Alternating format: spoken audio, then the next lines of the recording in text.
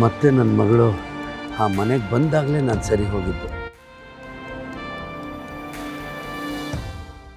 ಆಗಲೇ ನಿಮ್ಮ ಬಗ್ಗೆ ಎಲ್ಲ ಗೊತ್ತಾಗಿದ್ದು.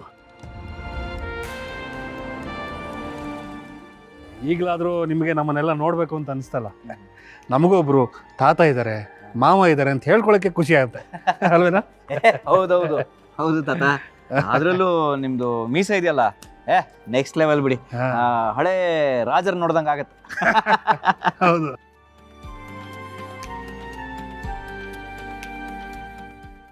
ಏನು ಎಲ್ಲರೂ ಸರಿ ಅಪ್ಪನ ಮುತ್ತಿಗೆ ಹಾಕೊಂಡ್ಬಿಟ್ಟಿದ್ದೀರಾ? ಹಾಗೇನಿಲ್ಲ ಲಕ್ಷ್ಮಿ, ಇಷ್ಟು ವರ್ಷ ಮಾತಾಡದೇ ಇರೋದನ್ನೆಲ್ಲ ಈಗ ಮಾತಾಡ್ತಾ ಇದ್ದೀನಿ.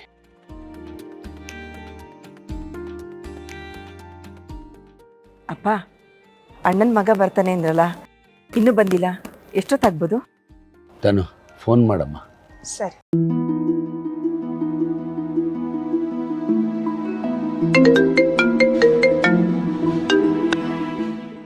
ಹೇಳ್ತಾನು. ಹಲೋ, ಎಲ್ಲಿದ್ಯೋ? ಬರ್ತಾ ಇದೀವಿ ತನು, ಆನ್ ದಿ ವೇ. ಮುಹೂರ್ತಕ್ಕೆ ಟೈಮ್ ಆಗ್ತಿದೆಯಂತೆ, ಬೇಗ ಬನ್ನಿ. ಆತನು ತುಮಕೂರು ಸಿಟಿಗೆ ಎಂಟರ್ ಆಗಿದ್ದೀವಿ, ಇನ್ನೇನು ಬಂದ್ಬಿಡ್ತೀವಿ. ಸರಿ ಆಯ್ತು, ಇಲ್ಲಿ ಎಲ್ಲರೂ ನಿನ್ಗೆ ವೆಯ್ಟ್ ಮಾಡ್ತಿದ್ದಾರೆ, ಬೇಗ ಬಾ. ಇನ್ನೊಂದು ಸ್ವಲ್ಪ ಹೊತ್ತು ಬಂದ್ಬಿಡ್ತಾನಂತೆ. ಲಕ್ಷ್ಮಿ, ಇವತ್ತು ನಾನು ಕೊಡೋ ಉಡುಗೊರೆ ನೀವು ಜೀವನದಲ್ಲಿ ಮರೆಯೋ ಹಾಗಿಲ್ಲ.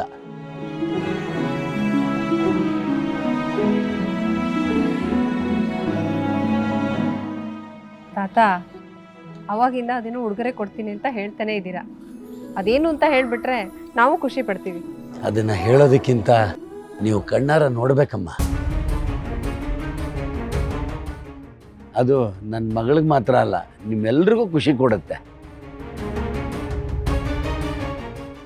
ಲವ್ ಹರೀಶ, ಇವ್ರು ಹೇಳ್ತಿರೋದು ನೋಡ್ತಿದ್ರೆ ಇವ್ರ ಮೊಮ್ಮಗ ಅಮ್ಮನಿಗೆ ಸೇರ್ಬೇಕಾದ ಆಸ್ತಿ ಪತ್ರ ತೊಗೊಂಡು ಬರ್ತಿದ್ದಾನೆ ಅನ್ಸುತ್ತೆ.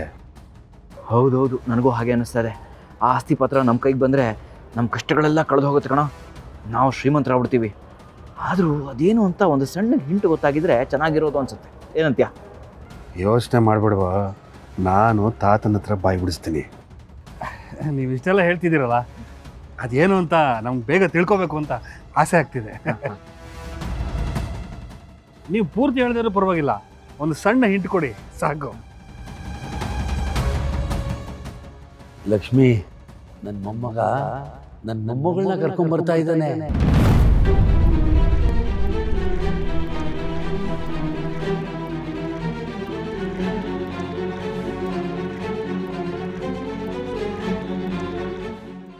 ಯಾಕೆ, ಯಾರಿಗೂ ಅರ್ಥ ಆಗ್ಲಿಲ್ವಾ? ಇಲ್ಲಪ್ಪ, ನೀವು ಹೇಳ್ತಾ ಇರೋದು ಯಾರಿಗೂ ಅರ್ಥ ಆಗ್ತಿಲ್ಲ. ಅದೇನು ಅಂತ ಅರ್ಥ ಆಗೋ ಹಾಗೆ ಹೇಳಿ. ಮಗಳೇ, ನನ್ನ ಮೊಮ್ಮಗ ನಿನ್ನ ಮಗಳನ್ನ ಕರ್ಕೊಂಡ್ ಬರ್ತಾ ಇದ್ದಾನೆ.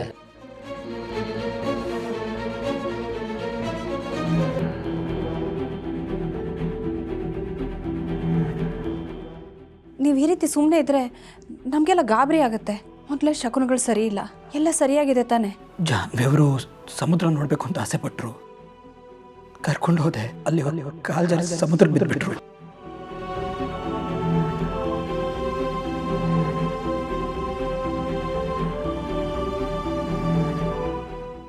ಮಗಳ, ಅವ್ರ ಮಗಳು ಇಲ್ಲೇ ಇದಾರಲ್ಲ. ಇವಳು ದೊಡ್ಡ ಮಗಳು, ನನ್ನ ಮೊಮ್ಮಗ ಕರ್ಕೊಂಡ್ ಬರ್ತಿರೋದು ಚಿಕ್ಕ ಮಗಳನ್ನ.